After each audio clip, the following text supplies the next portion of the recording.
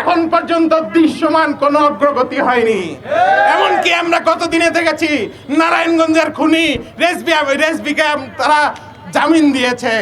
আমরা লক্ষ্য করেছি একটা পক্ষ 5ই আগস্টের পর যারা মামলা বাণিজ্যে লিপ্ত হয়েছিল তারা আবার এখন বলছে তারা নাকি ক্ষমতায় আসলে আওয়ামী লীগের সকল মামলা নাকি তারা তুলে নিবে।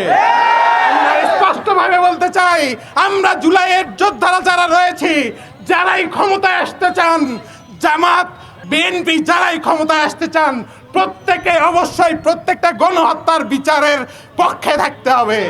আমরা স্পষ্টভাবে বলতে চাই, এই সরকার যারা জুলাইয়ের শহীদদের রক্তের বিনিময়ে ক্ষমতায় এসেছে, তারা আবার জুলাইয়ের আইনি সনদ, জুলাই সনদের আইনি ভিত্তিতে তারা গড়িমসি করছে।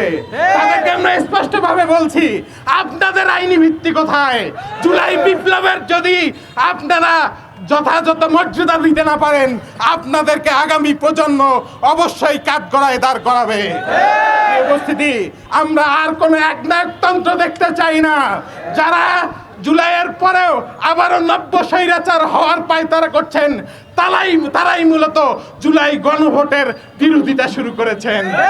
আমরা স্পষ্টভাবে বলছি, জনগণের ক্ষমতা জনগণের হাতে ছেড়ে দিন, তারাই সিদ্ধান্ত নিবে জুলাইয়ের এই সিদ্ধান্তগুলো গণভোটে বাস্তবায়ন হবে কি না।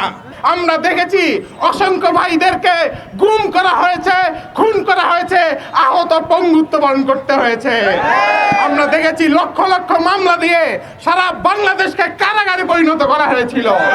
অসংখ্য শাহাদাত, অসংখ্য রক্তের বিনিময়ে যে পরিবর্তন এসেছে, সেই বাংলাদেশে, যে বাংলাদেশ থেকে আওয়ামী লীগ তাদের নেতাকর্মী সবাই দেশ থেকে পালিয়েছে, তাদের কিছু মুখোশ পরা নেতাকর্মী, ভাড়াটে কিছু টোকাইরা আজকে আমরা দেখতে পাচ্ছি বিভিন্নখানে অরাজকতা শুরু করেছে। আমরা প্রশাসনকে আহ্বান জানাতে চাই, আমরা রাজনৈতিক দলগুলোতে আহ্বান জানাতে চাই, আপনারা অনেক সুশীলতা করেছেন, আপনাদের এই সুশীলতার কারণেই তারা এই সুযোগটা পাচ্ছে। আমরা স্পষ্ট ঘোষণা দিচ্ছি, ইসলামী ছাত্র শিবির অতীতে জুলাই আন্দোলনে ছাত্র জনতাকে সাথে নিয়ে আন্দোলনে নেতৃত্ব দিয়েছিল।